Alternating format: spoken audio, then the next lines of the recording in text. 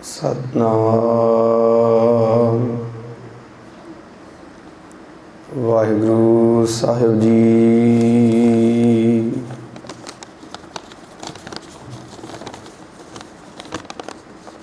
गुर जैसा नाही को देव,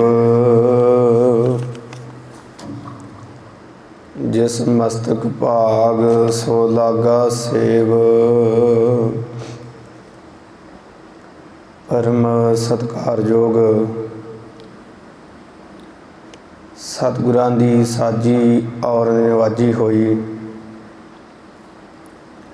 गुरु प्यारी गुरु सवारी साध संगत जी, सतगुरु पातशाह जी ने बड़ी महान कृपा रहमत बख्शिश करना कीती है। अमृत वेले गुरु पातशाह जी के चरणों च हाजरी भर के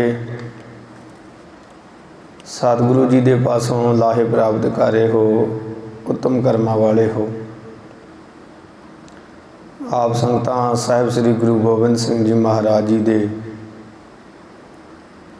जो नादेड़ की धरती ते पंज पूतक शरीर नूं त्यागण वेले 52 हुक्म हैं, उन्हां दी विचार सरवण कर रहे हो।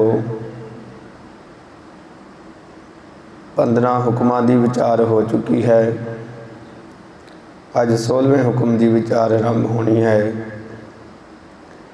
गुरु पातशाह कृपा करन, सिर ते मेहर भरिया हथ रखन। जिथे गुरु जी का हुक्म पढ़ते हाँ सुनते हाँ, उथे जीवन काल विच सतगुरु पातशाह जी का हुक्म कमाउण का यतन करना चाहिए। आओ सतगुरु पातशाह महाराज जी की कृपा साढ़े सारियां ते होई है।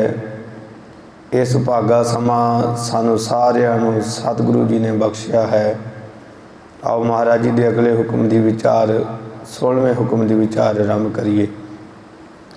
कलगीधर पातशाह जी महाराज जी का 16वां हुक्म है, इस्त्री का मूँह नहीं फिटकारना। अक्सर आपां वेखदे हां इस संसार के अंदर धी नूं, बच्ची नूं जां इस्त्री नूं बड़ा नीवां समझिया जाता है। घर विच धी जम जावे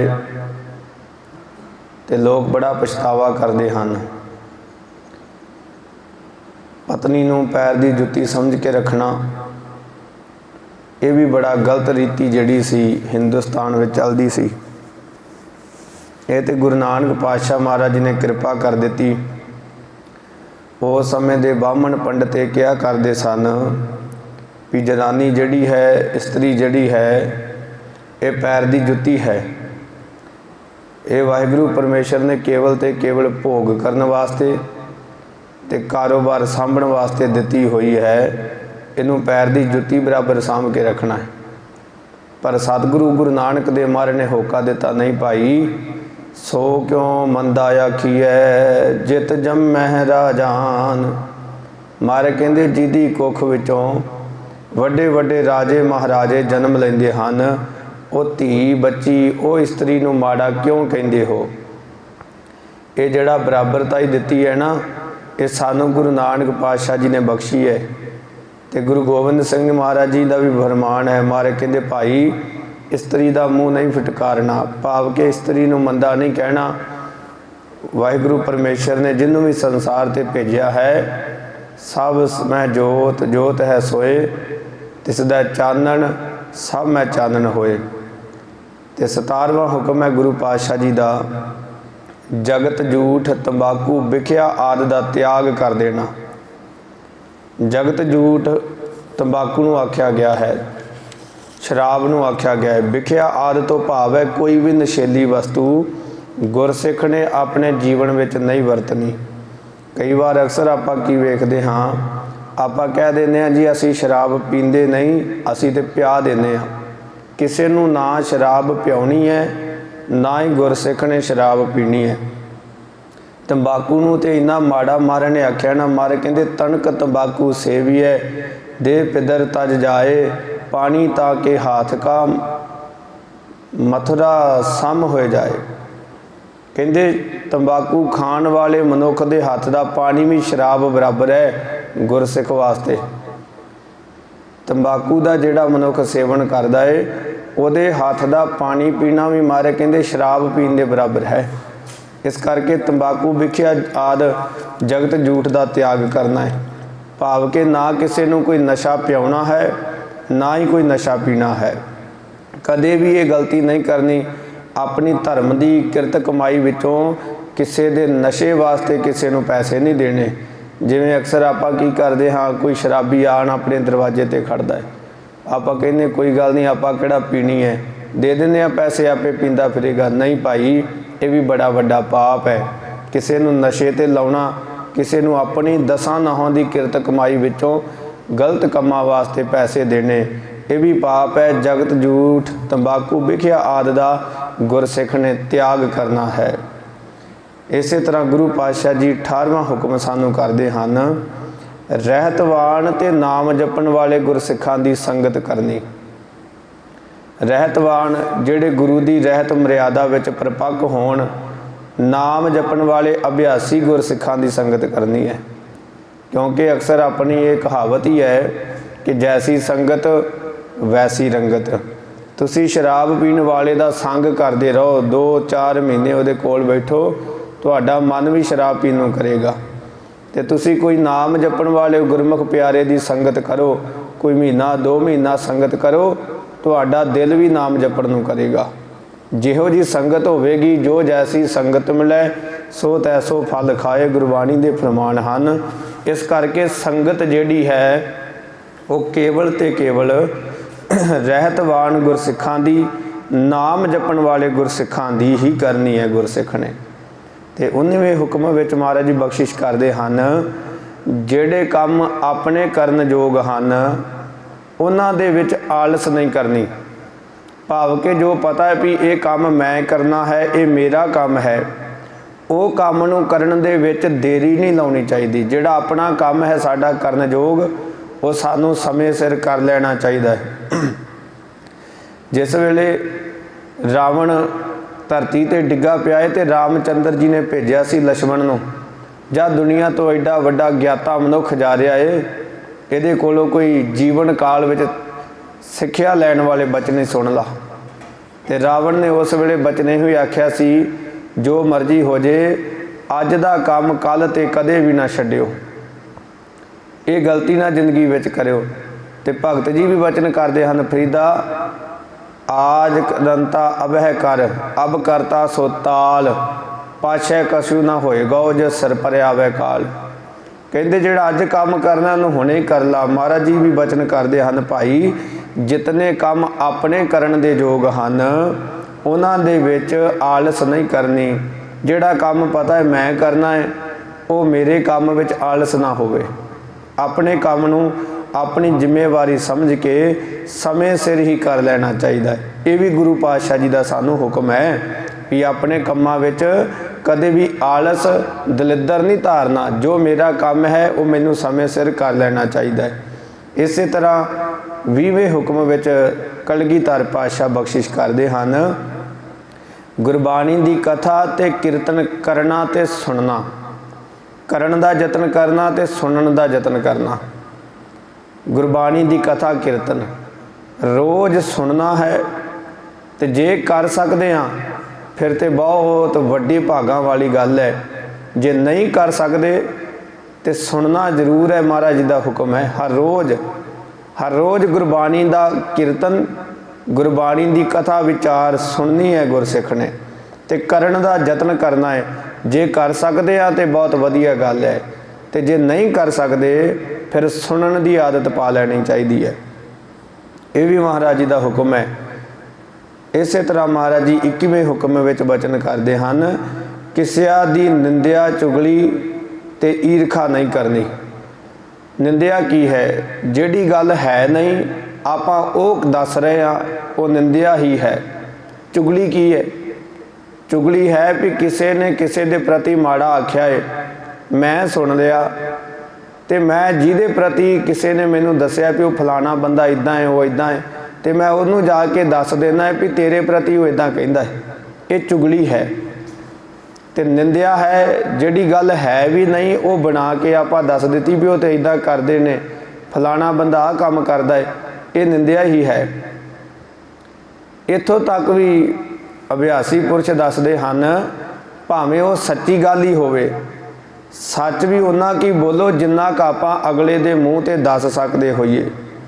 ਮੰਨ ਲਓ ਵੀ ਹੁਣ ਕਿਸੇ ਦੇ ਪ੍ਰਤੀ ਮੈਂ ਤੇ ਸਾਰੇ ਪਿੰਡ ਵਿੱਚ ਜਾਂ ਸਾਰੇ ਲਾਣੇ ਵਿੱਚ ਇਹ ਗੱਲ ਫੈਲਾ ਚੁੱਕਾ ਹੈ ਵੀ ਉਹਨੇ ਆਹ ਕੰਮ ਕੀਤਾ, ਜਿਹਦੇ ਪ੍ਰਤੀ ਮੈਂ ਗੱਲ ਕਰ ਰਿਹਾ ਹਾਂ ਸਾਰੇ ਪਿੰਡ ਨੂੰ ਪਤਾ ਹੋਵੇ, ਤੇ ਮੇਰੇ ਵਿੱਚ ਇੰਨੀ ਹਿੰਮਤ ਨਹੀਂ ਵੀ ਇਹ ਗੱਲ ਮੈਂ ਜਿਹਦੇ ਪ੍ਰਤੀ ਕਹਿ ਰਿਹਾ ਉਹਦੇ ਮੂੰਹ ਤੇ ਵੀ ਇੰਨੀ ਗੱਲ ਆਖ ਸਕਾਂ, ਇਹ ਵੀ ਨਿੰਦਿਆ ਹੀ ਹੈ। ਫਿਰ ਸੱਚ ਵੀ ਉਹਨਾਂ ਕੀ ਬੋਲੋ ਜਿੰਨਾ ਕੁ ਆਪਾਂ ਦੂਜੇ ਦੇ ਮੂੰਹ ਤੇ ਦੱਸ ਸਕੀਏ, ਗੱਲ ਨੂੰ ਜਿਹਦੇ ਬਾਰੇ ਬੋਲ ਰਹੇ ਹਾਂ ਉਹਦੇ ਬਾਰੇ ਉਹਦੇ ਮੂੰਹ ਤੇ ਇਹ ਗੱਲ ਆਖ ਸਕੀਏ, ਉਨੀ ਕੀ ਗੱਲ ਹੀ ਲੋਕਾਂ ਵਿੱਚ ਦੱਸੋ ਜਿੰਨੀ ਕੁ ਜਿਹਦੇ ਬਾਰੇ ਦੱਸਣੀ ਹੈ ਉਹਦੇ ਮੂੰਹ ਤੇ ਵੀ ਆਖ ਸਕੀਏ।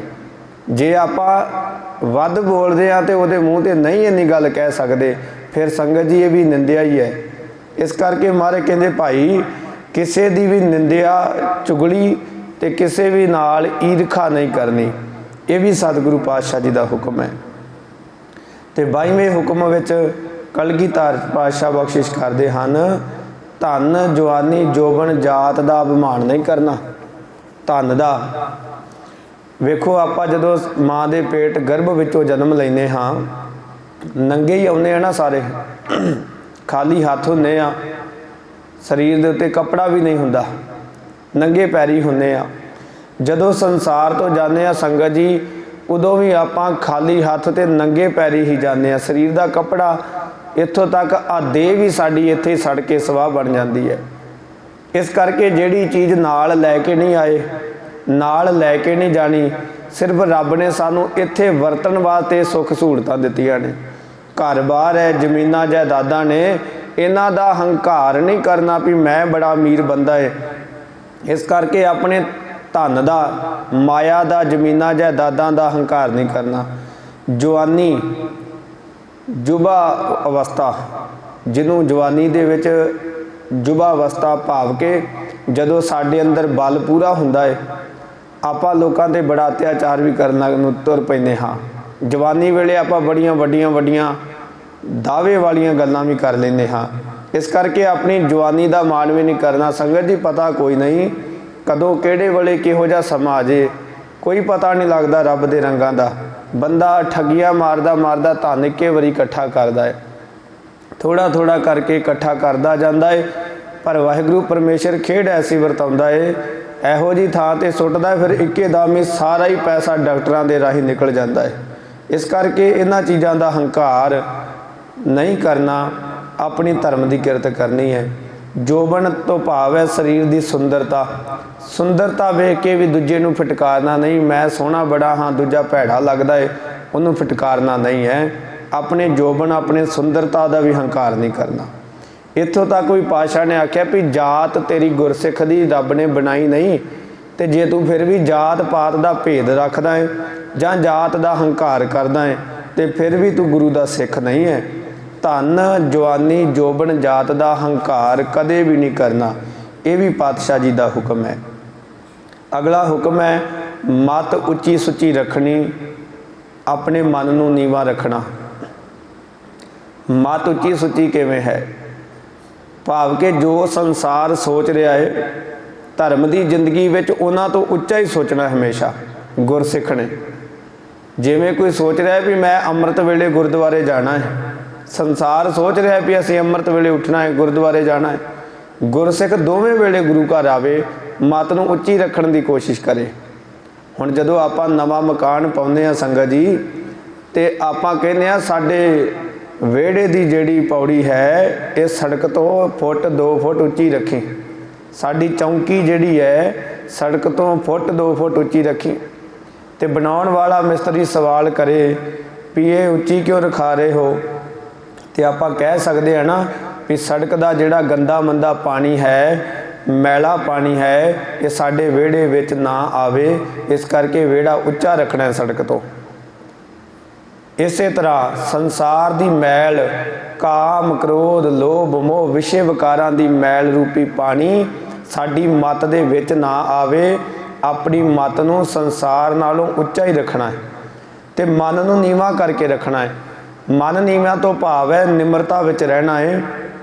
किसी दे उत्ते आके हंकारी शब्द नहीं बोलने, कौड़े बोल नहीं बोलने, मिठा रहना है, नीवे चलना है, निमरता विच रखना है अपने मन नूं। कदे हंकारी शब्द नहीं बोलने, हंकार विच नहीं आउणा, हमेशा निमरता विच रहना है गुरसिख ने। यह भी गुरु पातशाह जी का हुक्म है। अगला हुक्म है शुभ कर्म करते रहना, चंगे कर्म करते रहना। अक्सर आपां की करते हैं, आपां कोई चंगा काम करते हैं, कोई दो चार बंदे आके सानू टोक देंदे ने, साडी निंदिया कर देंदे ने, आपां वो एक दो बंदियां पिछे ला के अपने चंगे कर्म जिहड़े ने छड्ड दिंदे आ। आपां कह दिंदे आपां की लैना है। नहीं, ये भी गलत गल है। बाणी कहती है भगत ना छाडो राम की, भावै निंदो लोग। भावें सारा संसार संगत जी साडी निंदिया करे, पर अपने चंगे कर्मां नूं करदे रहना है। अपना अभ्यास कदे भी नहीं छड्डना। भावें आपां कोई चंगा काम कर रहे हैं, सारा संसार ही सानू निंददा है भी ये की कर रहा है, पर अपना कर्म नहीं बदलना। अपना चंगा कर्म जिहड़ा करते रहना है, शुभ कर्म करते रहना है। अगला हुक्म है पातशाह जी का, बुद्ध बल का दाता वाहिगुरू नूं समझना। बल तो बुद्ध है ना साडी, बुद्ध भाव के आपां कई बार सोचते भी मैं बड़ा सियाणा मनुख हाँ, मेरा दिमाग बड़ा काम करता है, मेरे अंदर बड़ी सियाणप है।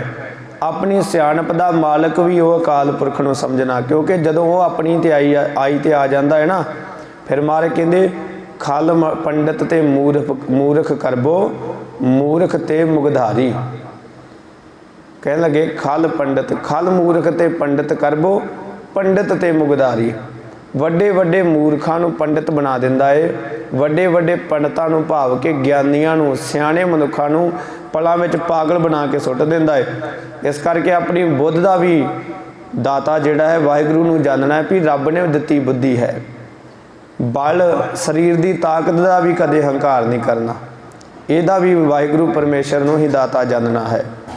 तो 26वां हुक्म कलगीधर पातशाह का है, कसम सौं चुकण वाले ते कदे भी भरोसा नहीं जे करना। जिहड़ा मनुख अपनी दलील नूं देण वास्ते इन्ना मजबूर हो गया कि उन्होंने सौं चुकनी पै रही है, उहदे ते कदे भी भरोसा नहीं करना। क्योंकि जिहड़ा सच्चा मनुख है ना, उन्होंने अपने आप ते भरोसा है भी नहीं मैं सच्चा हाँ, वो धीरज विच रहिंदा है, सबर नाल गल करदा है। जिहड़ा सच्चा मनुख हुंदा है ना, वो एवें इक्के-दम भड़क के नहीं पैंदा, वो हमेशा निमरता विच रह के धीरज नाल हौसले नाल गल करदा है। ये सच्चे मनुख की निशानी है। जिन्ना बंदा झूठा होवेगा उन्ना ही ज़्यादा रौला पावेगा, झूठे बंदे की निशानी है। ये राजनीति दसदी है। जिन्ना मनुख झूठा होवेगा संगत जी, सब तो वध रौला भी वो पाऊगा जिन्ना झूठा होवेगा। जिन्ना सच्चा होवेगा वो धीरज दे नाल हौसले दे नाल गल करेगा। हुण अक्सर आपां वेखदे आ पिंडां विच पंचायतां हुंदियां ने, इकट्ठ हुंदे ने पिंडां दीयां पंचायतां ते। जिहड़ा मनुख झूठा होवेगा वो मजबूर हो जाएगा, भावें सच्चा भी होवे, पर जे वो सौं चुकण वास्ते मजबूर हो गया है ना, फिर वो भरोसा नहीं जे करना, कदे भी धोखा दे सकता है। सानू अपने आप ते भरोसा होना चाहिए भी असी सच्चे हाँ, फिर सानू सौं चुकण की लोड़ नहीं। महाराज का हुक्म है भी गुरसिख ने ना सौं खानी है तो ना ही सौं खाण वाले ते कदे भरोसा करना है। ये कलगीधर पातशाह जी के बचन ने भी सौं खानी भी नहीं तो सौं खाण वाले ते भरोसा भी नहीं करना। कसम सौं चुकण वाले ते कदे भी भरोसा विश्वास गुरसिख ने नहीं करना। अगला वचन है पातशाह जी का, सुतंत्र वरतना। सुतंत्र तो भाव है आज़ाद वरतना, किसी दे गुलाम बन के नहीं रहना, किसी दे हुक्म थले नहीं वसना, हुक्म अकाल पुरख का मनना है, किसी की गुलामी नहीं करनी। जो अपना मन करता है गुर मर्यादा मुताबक, गुरबाणी मुताबक आज़ाद रह के उही कर्म करने ने, किसी दे गुलाम बन के गुरसिख ने नहीं रहना। सुतंत्र वरतन का कलगीधर पातशाह जी का खालसे पंथ नूं हुक्म है। जिहड़ा गुरु का खालसा, गुरु का सिख है, वो किसी की गुलामी नहीं कर सकता, आज़ाद वरतना है। भावें कोई भी होवे, किसी की भी गुलामी नहीं करनी। जो मन पाउंदा है गुरबाणी मुताबक जो ठीक है ਉਹ ਕਰਮ ਕਰਨੇ ਹਨ। ਕਿਸੇ ਦੇ ਕਹੇ ਤੇ ਆਪਣੇ ਕਰਮਾਂ ਨੂੰ ਨਹੀਂ ਬਦਲਣਾ, ਕਿਸੇ ਦੇ ਗੁਲਾਮ ਹੋ ਕੇ ਡਰ ਡਰ ਕੇ ਜ਼ਿੰਦਗੀ ਨਹੀਂ ਲੰਘਾਉਣੀ। ਕੋਈ ਗੱਲ ਨਹੀਂ, ਆਪਣੀ ਆਜ਼ਾਦੀ ਵਿੱਚ ਰਹੋ, ਸੁਤੰਤਰਤਾ ਵਿੱਚ ਰਹੋ। ਇਹ ਵੀ ਕਲਗੀਧਰ ਪਾਤਸ਼ਾਹ ਜੀ ਦਾ ਹੁਕਮ ਹੈ। 28ਵਾਂ ਹੁਕਮ ਹੈ ਮਹਾਰਾਜ ਜੀ ਦਾ, ਰਾਜਨੀਤੀ ਵੀ ਪੜ੍ਹਨੀ। ਰਾਜਨੀਤੀ ਦੀਆਂ ਪੁਸਤਕਾਂ ਮਿਲ ਜਾਂਦੀਆਂ ਨੇ। ਚਾਣਕਿਆ ਨੀਤੀ ਵਿਦਿਆਲਿਆਂ ਦੇ ਵਿੱਚ ਜਦੋਂ ਸੰਥਿਆ ਕਰਾਉਂਦੇ ਹਨ, ਕਥਾ ਸਿਖਾਉਂਦੇ ਹਨ, ਇਹ ਆਮ ਹੀ ਪੜ੍ਹਾਈ ਜਾਂਦੀ ਹੈ। ਰਾਜਨੀਤੀ ਦੀਆਂ ਕਿਤਾਬਾਂ। ਰਾਜਨੀਤੀ ਤੋਂ ਭਾਵ ਹੈ ਰਾਜ ਕਰਨ ਦੀਆਂ ਨੀਤੀਆਂ, ਤਰੀਕੇ, ਵੀ ਰਾਜ ਕਿਵੇਂ ਕਰਨਾ ਹੈ। ਪਰ ਇੱਥੇ ਪਾਤਸ਼ਾਹ ਜੀ ਨੇ ਆਖਿਆ ਰਾਜਨੀਤੀ ਵੀ ਪੜ੍ਹਨੀ, ਭਾਵ ਕਿ ਪੜ੍ਹ ਲੈਣੀ, ਪਰ ਭਰੋਸਾ ਗੁਰੂ ਗ੍ਰੰਥ ਸਾਹਿਬ ਮਹਾਰਾਜ 'ਤੇ ਰੱਖਣਾ ਹੈ। ਗੁਰੂ ਕੇਵਲ ਤੇ ਕੇਵਲ ਗੁਰੂ ਗ੍ਰੰਥ ਸਾਹਿਬ ਨੂੰ ਹੀ ਮੰਨਣਾ ਹੈ। ਰਾਜਨੀਤੀ ਦੀਆਂ ਕਿਤਾਬਾਂ ਪੜ੍ਹ ਸਕਦਾ ਹੈ ਗੁਰਸਿੱਖ, ਵਰਤ ਵੀ ਸਕਦਾ ਹੈ ਜੀਵਨ ਕਾਲ ਵਿੱਚ, ਪਰ ਗੁਰਬਾਣੀ ਦਾ ਹੀ ਸਤਿਕਾਰ ਕਰਨਾ ਹੈ, ਗੁਰਬਾਣੀ ਨੂੰ ਹੀ ਗੁਰੂ ਮੰਨਣਾ ਹੈ। ਕਿਸੇ ਦੂਜੇ ਗ੍ਰੰਥ ਨੂੰ ਗੁਰੂ ਨਹੀਂ ਮੰਨਣਾ। ਗੁਰੂ ਕੇਵਲ ਤੇ ਕੇਵਲ ਗੁਰੂ ਗ੍ਰੰਥ ਸਾਹਿਬ ਹਨ। ਰਾਜਨੀਤੀ ਵੀ ਪੜ੍ਹਨੀ ਹੈ। 29ਵਾਂ ਹੁਕਮ ਹੈ ਮਹਾਰਾਜ ਪਾਤਸ਼ਾਹ ਜੀ ਦਾ, ਸ਼ਤਰੂ ਦੇ ਨਾਲ ਸ਼ਾਮ ਦਾਮ ਭੇਦ ਆਦਿਕ ਉਪਾਅ ਵਰਤਨੇ ਹਨ। ਪਰ ਜੇ ਫਿਰ ਵੀ ਸਾਡਾ ਦੁਸ਼ਮਣ ਸਾਡੀ ਗੱਲ ਨੂੰ ਨਹੀਂ ਸਮਝਦਾ, ਮੰਨਦਾ ਨਹੀਂ, ਅਖੀਰ ਫਿਰ ਯੁੱਧ ਕਰਨਾ ਧਰਮ ਹੈ। ਸ਼ਾਮ ਦਾਮ ਭੇਦ ਆਦਿ ਭਾਵ ਕਿ ਉਹਨੂੰ ਪਹਿਲਾਂ ਸਮਝਾਉਣਾ ਹੈ, ਤਰੀਕਾ ਵਰਤਣਾ ਹੈ ਵੀ ਬਿਨਾਂ ਲੜਾਈ ਬਿਨਾਂ ਝਗੜੇ ਤੋਂ ਹੀ ਸਰ ਜਾਵੇ। ਇਹ ਤਰੀਕਾ ਵਰਤਣਾ ਵੀ ਸਾਡਾ ਦੁਸ਼ਮਣ ਸ਼ਤਰੂ ਪਿਆਰ ਨਾਲ ਮੰਨ ਜਾਵੇ ਜਾਂ ਕਿਸੇ ਤਰੀਕੇ ਨਾਲ ਟਿਕ ਜਾਵੇ। ਪਰ ਜੇ ਉਹ ਫਿਰ ਵੀ ਨਹੀਂ ਮੰਨਦਾ, ਪਾਣੀ ਸਿਰੋਂ ਉੱਪਰ ਜਾਣ ਲੱਗ ਪਿਆ ਏ, ਫਿਰ ਮਾਰੇ ਕਹਿੰਦੇ ਸ਼ਸਤਰਾਂ ਦੇ ਨਾਲ ਯੁੱਧ ਕਰ ਲੈਣਾ, ਜੰਗ ਕਰ ਲੈਣੀ ਕੋਈ ਪਾਪ ਨਹੀਂ, ਧਰਮ ਹੈ। ਜੇ ਸਾਡਾ ਦੁਸ਼ਮਣ ਸਾਡੀ ਸ਼ਾਮ ਦਾਮ ਭੇਦ ਆਦਿਕ ਨਾਲ ਵੀ ਨਹੀਂ ਵਸ ਵਿੱਚ ਆ ਰਿਹਾ, ਉਹ ਸਾਡੀ ਗੱਲ ਨੂੰ ਸਮਝ ਨਹੀਂ ਰਿਹਾ, ਉਹ ਚਾਹੁੰਦਾ ਵੀ ਯੁੱਧ ਹੀ ਹੋਵੇ, ਲੜਾਈ ਹੋਵੇ, ਫਿਰ ਮਹਾਰਾਜ ਕਹਿੰਦੇ ਖਾਲਸੇ ਨੂੰ ਢਿੱਲ ਨਹੀਂ ਵਰਤਣੀ ਚਾਹੀਦੀ, ਫਿਰ ਯੁੱਧ ਕਰ ਲੈਣਾ ਹੀ ਧਰਮ ਹੈ। ਇਹ ਵੀ ਕਲਗੀਧਰ ਪਾਤਸ਼ਾਹ ਜੀ ਦਾ ਹੁਕਮ ਹੈ। ਤੇ 30ਵਾਂ ਹੁਕਮ ਕਲਗੀਧਰ ਪਾਤਸ਼ਾਹ ਕਰਦੇ ਹਨ, ਸ਼ਸਤਰ ਵਿਦਿਆ ਤੇ ਘੋੜ ਸਵਾਰੀ ਦਾ ਅਭਿਆਸ ਕਰਨਾ।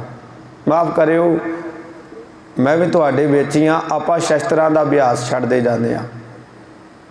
ਬਹੁਤ ਘੱਟ ਆਪਾਂ ਸ਼ਸਤਰ ਪਹਿਨਣਾ ਵੀ ਪਸੰਦ ਨਹੀਂ ਕਰਦੇ। ਸ੍ਰੀ ਸਾਹਿਬ ਜਿਹੜੀ ਹੈ ਕੋਸ਼ਿਸ਼ ਕਰਦੇ ਹਾਂ ਛੋਟੀ ਤੋਂ ਛੋਟੀ ਪਾਈ ਜਾਵੇ, ਕਿਸੇ ਨੂੰ ਦਿਸ ਨਾ ਜਾਵੇ। ਕਿਉਂ? ਆਪਾਂ ਇਹ ਕੋਈ ਚੋਰੀ ਦਾ ਥੋੜ੍ਹੀ ਆਪਾਂ ਹਥਿਆਰ ਰੱਖਿਆ ਹੈ। ਇਹ ਸਾਡੇ ਪਿਓ ਦੀ ਨਿਸ਼ਾਨੀ ਹੈ। ਕਲਗੀਧਰ ਪਾਤਸ਼ਾਹ ਨੇ ਸਾਨੂੰ ਨਿਸ਼ਾਨੀ ਬਖਸ਼ੀ ਹੈ ਸ੍ਰੀ ਸਾਹਿਬ।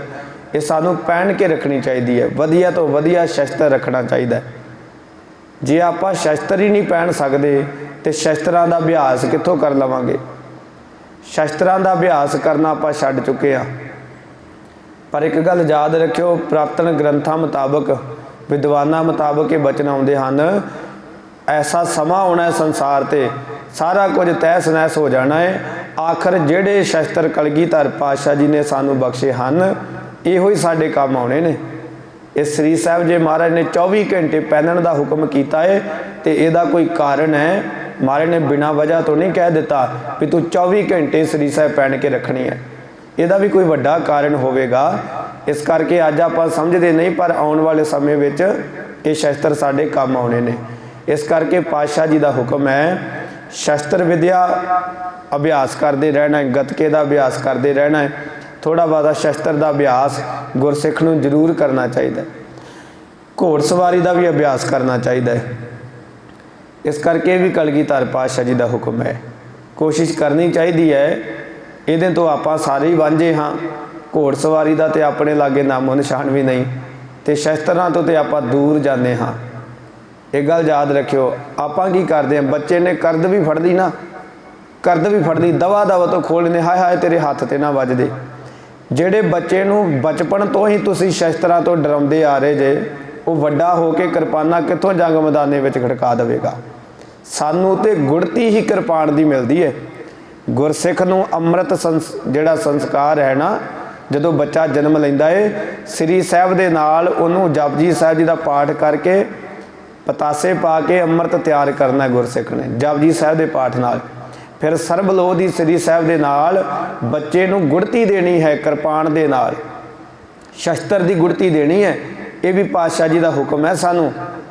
ਆਪਾਂ ਦੇ ਗੁੜਤੀ ਵੀ ਚਾਚੇ ਤਾਏ ਮਾਸੜ ਫੁੱਫੜ ਤੋਂ ਦਵਾਉਂਦੇ ਹਾਂ। ਥੋੜ੍ਹਾ ਜਿਹਾ ਗੁੜ ਚਟਾ ਦਿੱਤਾ, बस ਇਹੋ ਸਾਡੀ ਗੁੜਤੀ ਹੈ ਨਾ। ਫਿਰ ਉਹਨੇ ਉਹੋ ਜਿਹਾ ਨਿਕਲਣਾ ਨਾ ਜਿਹੋ ਜਿਹਾ ਫਿਰ ਚਾਚਾ ਹੈ। ਕਲਗੀਧਰ ਪਾਤਸ਼ਾਹ ਵਰਗਾ ਤੇ ਨਹੀਂ ਨਾ ਨਿਕਲ ਸਕਦਾ। ਇਸ ਕਰਕੇ ਆਪਣੇ ਬੱਚਿਆਂ ਨੂੰ ਸ਼ਸਤਰਾਂ ਤੋਂ ਡਰਾਓ ਨਾ, ਉਹਨਾਂ ਨੂੰ ਸ਼ਸਤਰਾਂ ਦਾ ਸ਼ੌਂਕ ਪਵਾਓ। ਕਿਤੇ ਨਹੀਂ ਆਪਣੇ ਵੱਜਣ ਲੱਗੇ। ਸ਼ਸਤਰਾਂ ਦਾ ਅਭਿਆਸ ਬੱਚੇ ਨੂੰ ਸ਼ੁਰੂ ਤੋਂ ਹੀ ਆਦਤ ਪਾਓ ਵੀ ਉਹ ਸ਼ਸਤਰ ਨੂੰ ਵੇਖ ਕੇ ਡਰੇ ਨਾ। ਨੰਗੀ ਤਲਵਾਰ ਨੂੰ ਵੇਖ ਕੇ ਬੱਚੇ ਦੀਆਂ ਚੀਕਾਂ ਨਿਕਲ ਜਾਂਦੀਆਂ, ਧਰਾ ਨਿਕਲ ਜਾਂਦੇ ਨੇ, ਡਰ ਦਾ ਹੱਥ ਨਹੀਂ ਲਾਉਂਦਾ। ਜਵਾਨ ਹੋ ਕੇ ਵੀ ਨੰਗੀ ਕਿਰਪਾਨ ਤੋਂ ਬੜਾ ਆਪਾਂ ਡਰਦੇ ਹਾਂ, ਪਰ ਨਹੀਂ, ਸਾਨੂੰ ਅਭਿਆਸ ਕਰਨਾ ਚਾਹੀਦਾ ਹੈ। ਸਾਨੂੰ ਆਦਤ ਪਾਉਣੀ ਚਾਹੀਦੀ। ਆਪਣੇ ਬੱਚਿਆਂ ਨੂੰ ਸ਼ਸਤਰਾਂ ਦੇ ਨਾਲ ਖੇਡਣ ਦੀ ਆਦਤ ਪਵਾਓ। ਭਾਵੇਂ ਉਹਨਾਂ ਨੂੰ ਹੁਣ ਆਮ ਹੀ ਮਿਲ ਜਾਂਦੇ ਨੇ ਜਿਹੜੇ ਤਿੱਖੇ ਨਹੀਂ ਹੁੰਦੇ ਸ਼ਸਤਰ, ਸਿੰਪਲ ਸਟੀਲ ਦੇ ਵਿੱਚ ਸਾਨੂੰ ਸ਼ਸਤਰ ਮਿਲ ਜਾਂਦੇ ਨੇ, ਉਹ ਲਿਆ ਕੇ ਦਿਓ ਬੱਚਿਆਂ ਨੂੰ। ਉਹਦੇ ਨਾਲ ਬੱਚੇ ਖੇਡਦੇ ਰਹਿਣ, ਅਭਿਆਸ ਪੈ ਜੇ। ਹੌਲੀ ਹੌਲੀ ਫਿਰ ਜਿਵੇਂ ਜਿਵੇਂ ਜਵਾਨ ਹੋਣਗੇ ਵਧੀਆ ਤੋਂ ਵਧੀਆ, ਤਿੱਖੇ ਤੋਂ ਤਿੱਖਾ ਸ਼ਸਤਰ ਰੱਖਣਗੇ। ਇਹ ਕਲਗੀਧਰ ਪਾਤਸ਼ਾਹ ਜੀ ਦਾ ਹੁਕਮ ਹੈ। ਸ਼ਸਤਰ ਬਿਨਾਂ ਮਾਰੇ ਨੇ ਤੇ ਇੱਥੋਂ ਤੱਕ ਕਹਿ ਦਿੱਤਾ, ਬਿਨਾਂ ਸ਼ਸਤਰ ਤੋਂ ਮੈਂ ਖਾਲਸੇ ਪੰਥ ਨੂੰ ਦਰਸ਼ਨ ਵੀ ਨਹੀਂ ਦੇ ਸਕਦਾ। ਜਿਹੜੇ ਗੁਰਸਿੱਖ ਨੇ ਸ਼ਸਤਰ ਨਹੀਂ ਨਾ ਪਹਿਨੇ ਮਾਰੇ, ਕਹਿੰਦੇ ਉਹਨੂੰ ਮੇਰੇ ਦਰਸ਼ਨ ਵੀ ਨਹੀਂ ਹੋਣੇ। ਜਦੋਂ ਵੀ ਗੁਰੂ ਦੀ ਤਾਬਿਆ ਆਉਣਾ ਹੈ ਸੰਗਤ ਜੀ, ਸ਼ਸਤਰ ਪਹਿਨ ਕੇ ਆਉਣਾ ਹੈ। ਜੇ ਅੰਮ੍ਰਿਤ ਧਾਰੀਆਂ ਉੱਪਰ ਦੀ ਸ੍ਰੀ ਸਾਹਿਬ ਜ਼ਰੂਰ ਪਹਿਨ ਕੇ ਆਓ ਗੁਰੂ ਦੀ ਤਾਬਿਆ ਵਿੱਚ। ਇਹ ਵੀ ਪਾਤਸ਼ਾਹ ਜੀ ਦਾ ਹੁਕਮ ਹੈ। ਸਾਨੂੰ ਸ਼ਸਤਰ ਪਹਿਨ ਕੇ ਰੱਖਣੇ ਚਾਹੀਦੇ ਹਨ। ਕਿਤੇ ਵੀ ਸਾਨੂੰ ਸ਼ਸਤਰ ਦੀ ਲੋੜ ਪੈ ਸਕਦੀ ਹੈ। ਇਸ ਕਰਕੇ ਸ਼ਸਤਰ ਵਿਦਿਆ ਤੇ ਘੋੜ ਸਵਾਰੀ ਦਾ ਅਭਿਆਸ ਕਰਦੇ ਰਹਿਣਾ ਹੈ। ਇਹ ਸਾਨੂੰ ਕਲਗੀਧਰ ਪਾਤਸ਼ਾਹ ਮਹਾਰਾਜ ਜੀ ਦੇ ਹੁਕਮ ਹਨ। ਇਹ 30 ਹੁਕਮ ਸੰਗਤ ਜੀ ਸੰਪੂਰਨ ਹੋ ਚੁੱਕੇ ਹਨ। ਅਗਲੇ ਜਿਹੜੇ ਹੁਕਮ ਨੇ ਉਹਨਾਂ ਦੀ ਵਿਚਾਰ ਫਿਰ ਆਪਾਂ ਕੱਲ੍ਹ ਨੂੰ ਸਰਵਣ ਕਰਾਂਗੇ।